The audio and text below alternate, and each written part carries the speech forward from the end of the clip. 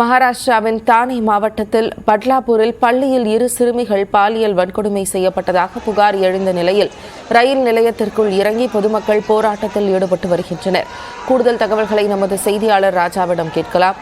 ராஜா, தற்போது அங்கு சூழல் என்னவாக இருக்கிறது? போராடுபவர்களின் முக்கிய கோரிக்கையாக என்ன இருக்கிறது? வணக்கம். மகாராஷ்டிரா மாநிலத்தில் தானே அப்படிங்கிற பகுதியில் ஒரு தனியார் பள்ளியில் ஒரு 3 வயது குழந்தைகளுக்கு பாலியல் தொல்லையானது அளிக்கப்பட்டது. கடந்த வாரத்தில் இந்த சம்பவம் நடந்திருக்கு. இந்த சம்பவத்தை தொடர்ந்து இது வெளிச்சத்துக்கு வந்தது கடந்த 18ஆம் தேதி தான் அந்த குழந்தைகளின் பெற்றோருக்கு தெரிய வந்திருக்கிறது. இதனால் அங்கு ஒரு அசாதாரணமான சூழல் ஏற்பட்ட அந்த பள்ளியின் முன்பு குழந்தைகளின் பெற்றோர் குவிந்து போராட்டத்தில் ஈடுபட்டனர். அந்த போராட்டமானது கட்டுக்கடங்காமல் போகவே அதிக அளவிலான போலீசார் அங்கு குவிக்கப்பட்டனர்.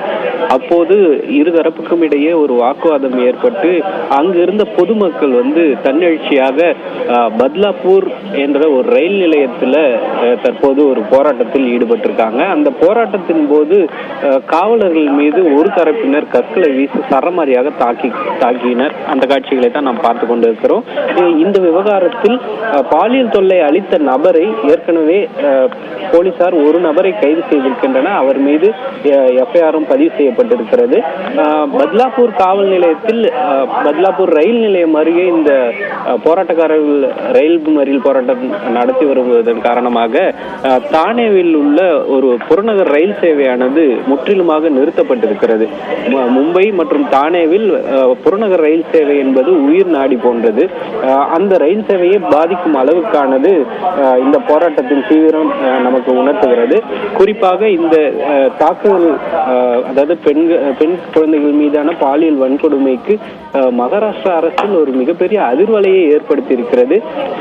சிறப்பு புலனாய்வு விசாரணையானது தொடங்கப்படும் என்று மாநிலத்தோட முதலமைச்சர் தற்போது அறிவித்திருக்காங்க. இருந்தாலும் இது ஒரு பெரிய அரசியல் ரீதியாக அதிர்வலைகளையும் ஏற்படுத்தி இருக்கிறது.